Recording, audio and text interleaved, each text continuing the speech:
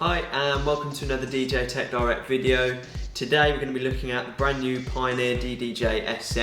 It's their top of the range DJ controller, currently costing $1749. It is essentially the bigger brother of the DDJ SZ. Very similar features, but with a few tweaks. For instance, we've got the mixer section, however it's got some DJM style colour effects integrated in with that. We've got the jog wheel that's kind of reminiscent of the CDJ 2000, as you can change the jog wheel adjust. The unit works as a fully fledged mixer and it's got all the outputs and inputs you need for connecting speakers, other devices. It's got balanced XLR outputs, a phono output and a booth output. It's also got all the inputs you need, connecting CD decks here, microphones, and it's got 2 USB slots for doing back-to-back DJing. Also very useful for, DJs swapping sets and just keeping a continuous mix. It works with Serato DJ software, which has all kinds of built-in effects, everything you expect from Serato. We'll give a rundown of the features. Okay, so firstly, as I briefly mentioned, we've got the jog wheel here, which is very similar to that of the CDJ 2000. It's on light mode here. Obviously that does spin quite a lot. So I mean, personally, I find it quite good on the just around 1 o'clock. So you can scratch if you need to, and then you can also use kind of the outer side for just pitch bending and just small adjustments. We're going to look at the pad section here. Quite large pads compared to those other DJ controllers out there. Really chunky, great feel to them, as you'd expect being a Pioneer controller. We've got 8 pads here that full RGB LED colours, so you can mix all kinds of different colours, do any colour, which is really good for keeping organised and that kind of stuff. You can colour code your hot cues. We'll go over the hot cues first, so if I just play this track here, I can hit this hot cue button here, and it will also show the countdown to the next hot cue.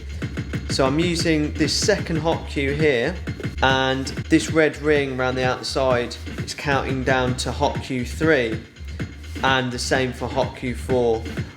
Really useful. You can use this not just for keeping organised, but really knowing where you are in the track. It really helps with structuring the track. So the roll section, this can do essentially quick loops, very short.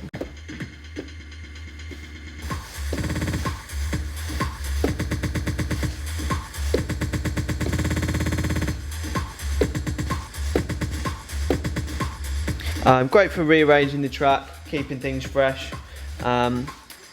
Fairly self-explanatory, really. We've also got the slicer loop, and the sampler. So the samplers builds on kind of performance element of DJing. So you can trigger sounds normally, and they're all the same volume. The shift button also doubles up the sampler for velocity sensitive control. So all the samples come out at different volumes depending how hard you press it.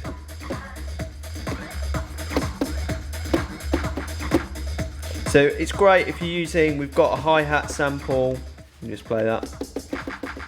So a hi-hat sample and a clap sample.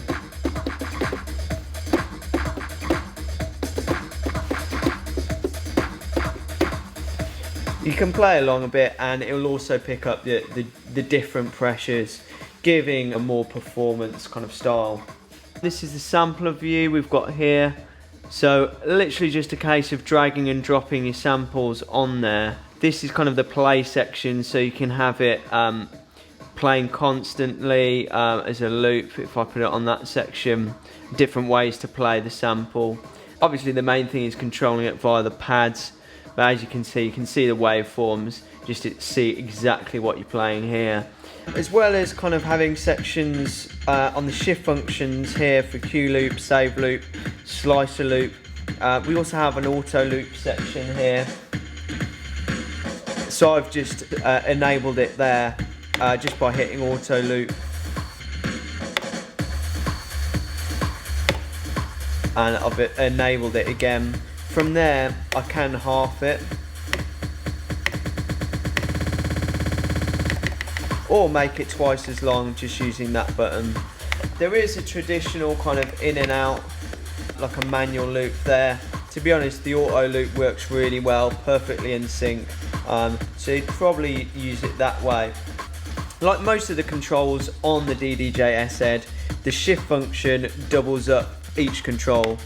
So if I hold down the shift button, for instance, these controls move the loop to the right or left accordingly of your track. So I can move the loop right to the end of the track, and as soon as it reaches that section, it'll loop that. Again, off the CDJ 2000 Nexus, we've got the needle drop control, touch sensitive strip, which will take you anywhere within the track. So you can easily skip to the breakdown or, you know, whatever section you want. This section here is for loading tracks. There's one on each side, which is kind of very handy. So I can just change this control, load in my track. You've got, again, off the CDJ 2000 kind of influenced, you've got this slip mode. So slip mode, if I put my hand on the track, do a backspin or enable a loop, as soon as you exit that backspin or loop, it will go back to where it should be if you left the track playing. So if you're in the middle of two tracks and you do a rewind or one of those kind of effects, as soon as it exits that, it will still be bang on in time, which is very useful. That works the same for the reverse. As you can see, yeah, it jumps back to that point. So that's slip mode. Next, you also have the effect section here, and there's one on both units. The effect section here, you've got 3 different parameters that you can enable. So you can turn these on, assign them on the mixer, so you can enable effects such as, got the low pass filter, delay, echo, reverb, LFO filter. So I can just show some of those off quickly. So the echo, for instance, on the echo, all the effects are kind of BPM synchronized. So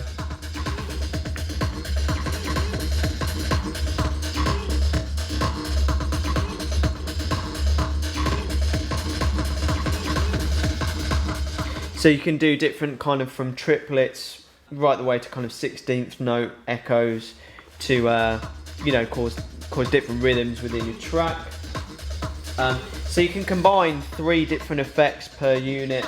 So we can say use, like I might just choose a high pass filter, a delay and a flanger.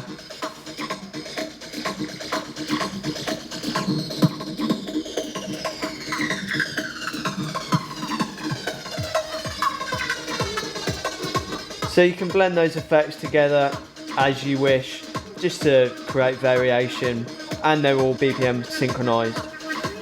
Again, the shift button works again for controlling effects. So to avoid you being on the laptop the whole time, you can use the effect select. So when I've got the shift button held down, this will actually sweep through the different effects on each of the 3 sections here. This is the mixer section that we've got. Firstly, on the top, I mentioned earlier that it will work with 2 USB ports. We've only got the one laptop plugged in at the moment, but you can flick between USB A and USB B. So you can either have 2 people mixing using, say, 2 channels each, or you can it can be good for a switch over if you're having DJs change sets. So you can change who's using what, which laptop or computer up at the top. Your mix section here works very similar to your standard DJ mixers, so you can easily flip from USB to CD if we want to. Your 3-band EQ with complete kill, that works very similar to the DJM style mixers as well. As you can see here, we've got the sound color effects. They've actually, the knob's slightly thicker on this compared to other mixers. Kind of very handy, so a lot of control over that. You've got filter, pitch, and echo. Fairly self-explanatory on that one. You can actually combine these effects with the sampler. So if you route the sampler to a specific channel, so we've actually got the sampler playing on channel 3 here. So all our effects on there, just turn this up a bit. So you can add, if you want, additional, you can combine this with the sound color effects. So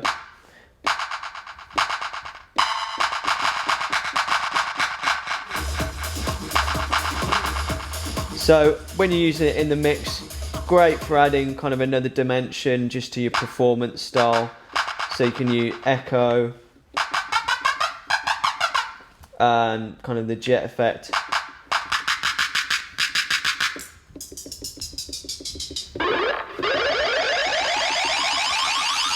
And even stuff like pitch shift. A lot of experimentation and stuff you can do just to get a bit more variation in there. Okay, so here we've got the oscillator section. This is where the unit generates its own sound. So you've got noise, cymbal, siren and horn. Now you can have this playing out the master if you've got stuff going on 4 channels. However, I mean, routing it to the individual channels, either 3 and 4 on here, that means you can apply a bit of EQ so you can get it to sit nicely in the mix, and you can combine it with the sound color effects, so the echo or the pitch or the filter. So you've got noise sweep, cymbal,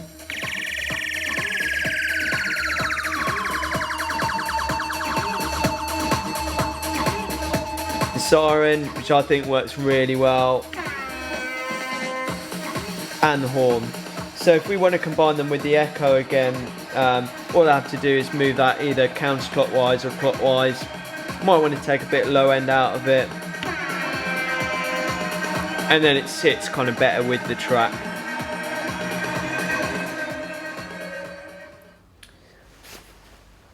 We've also got a recording section here, fairly self-explanatory, just a case of hitting record.